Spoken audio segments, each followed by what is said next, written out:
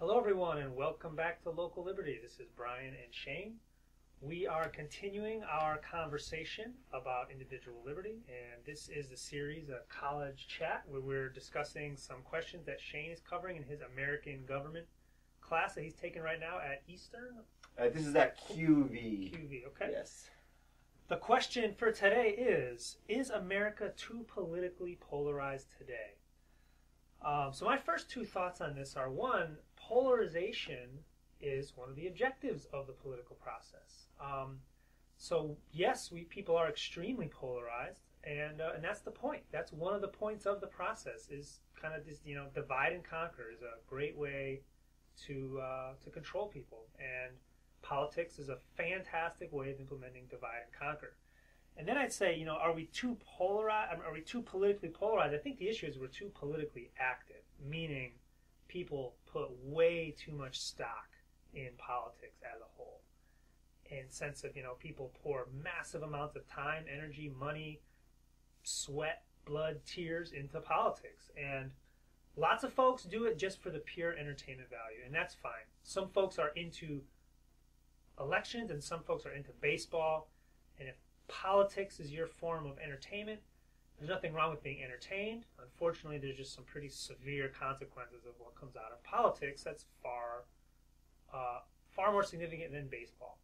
Yeah, that is a great point, because I'm entertained by politics. I used to watch Fox News regularly, not because I particularly agreed with their point of view. I just found it entertaining. I just found the arguing entertaining. This is one of the reasons why I always wanted to do a show like this, because I just found it entertaining talking about it. But the problem is, it's actually dealing with real-life issues that are actually affecting people. Like Donald Trump's popularity, like, I find it amusing. Like, look at this guy, look at this clown, he's on the air. And then I think about, like, ooh, wow, people actually agree with this guy? This guy's incoherent views that don't make any sense if you actually, think about them just for a moment. Right, so it's okay to, again, it's okay to be entertained. And I'm into politics in the sense of, not so much the electoral side of it directly, but when there's something, it's high drama, and when something really interesting is happening, everybody gets sucked into it, including me. And part of the drama is the distraction. It's as long as we're entertained, as long as we're distracted, then we're not going to ask too many questions. So that's generally, I think that's pretty much all I got to say about this one. So, my take on Are We Too Polarized is, we're too polarized in the wrong way. We're polarized in this left-right dichotomy that doesn't actually exist in reality. So in my American government class, we had to take two different polls, two different quizzes to assign ourselves politically. One of them was one of those 4-point quizzes, authoritarian, libertarian, left-right. I'm like, oh, cool, you actually included that. That's great. The other one was a standard left-right quiz that just didn't work. Because it doesn't work, because it doesn't actually fit into people's views. So we assume, like, the left is with the Democrats and the right is with the Republicans. But if you actually look at any individual member of those parties, their views are all over the place.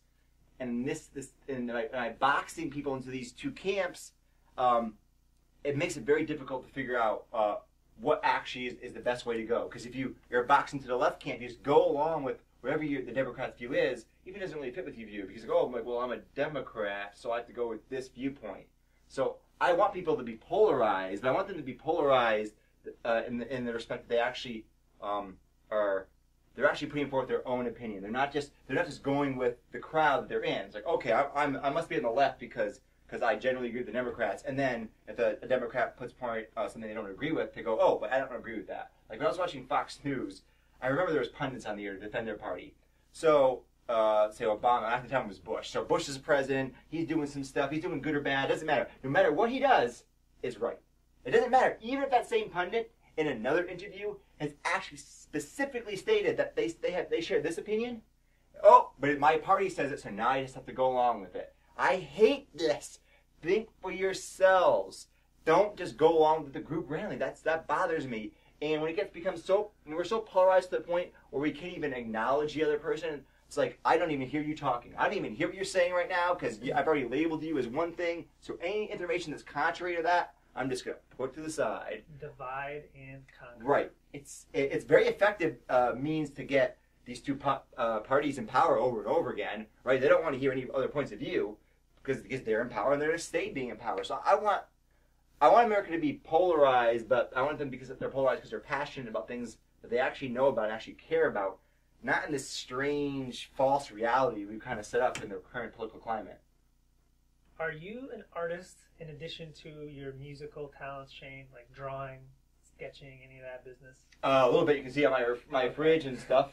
The only reason I ask because I have this, on this topic, I have this sketch in my head that I could very crudely draw it out myself, but it's basically, imagine, the typical, the stork that's delivering a baby, like that story, that's how babies get delivered. And I'm kind of imagining a stork flying around with a bunch of adults or young adults, and he's dropping them out of the sky, and there's these two gigantic funnels. And you could call the funnels the left funnel, the right funnel, the Democrat funnel, the Republican funnel, or whatever funnel, whatever that false dichotomy right. funnels. So you have these two funnels, and both funnels have these huge wide nets, and they funnel everybody down into this one narrow set of views, and this side funnels them into one other set of views, and then the really fun part is both funnels there's a hose attached to both of them, and they funnel down to a Y valve and tuck everybody into one perfect little line. And that to me that's my graphic representation of the entire system. To get a lot of people thinking alike. It's very accurate too. And in my American government class, he showed some interesting polling data and some interesting metadata about the opinions and positions of the congressmen, people in Congress and the Senate. And he showed that during the primaries, there's kind of a difference, sort of. I mean, in my opinion, I would still say they're very similar, their actual opinions, if you parse them. But okay, you can see the little graph, blah, blah, they're kind of different. As soon as the primaries are over, we go to the general election, both candidates, always, inevitably, we see this historically, over and over again, just move towards each other. To the point where they're almost the same, they have very, very similar positions on so many issues. It's like, who are you really voting for? What is the difference here? And of course, people will tell you, well, it's like, yeah, I know they're kind of the same, but this guy's really bad, so I'm just going to vote for the lesser of two evils. Or they might have one issue they care about, but most of the time, most people, they're not even aware of how similar the both sides are at this point because they've been polarized to the point where they can't even see it anymore. It's like, right, and if you cut through all the detail and the distraction, and you sort of measure things on the scale of authoritarian versus libertarian, if you want to use that word, the differences just evaporate. Individual freedom versus individual authoritarianism, if you use that scale, then the whole left versus right positioning pretty much evaporates. Well, I think of the 4-point scale where you can be, because people will not just talk about the political action, like what do you think politically should we do, but they might think what your personal values are. So people kind of lump that in together. So that's why I find the 4-point representation useful. Because you could be very socially conservative, but say, I have no business in interfering in other people's, personal life. But that's the difference between personal values, personal preferences, and political objectives. And that's what we were talking about before the show, is you can not like something, but not want to ban it at the same time. So personal preferences, great.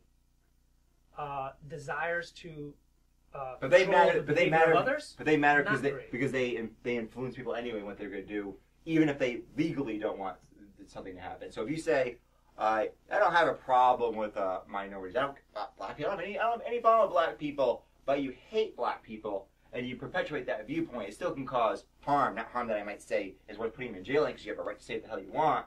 So I think it's interesting to know, at least from my perspective, that whole viewpoint, worldview, and how you want to interact with the world. But you're right, some of it is only going to be what we want the law to do. But of course, for most people, this is the problem. Most people, they're intertwined.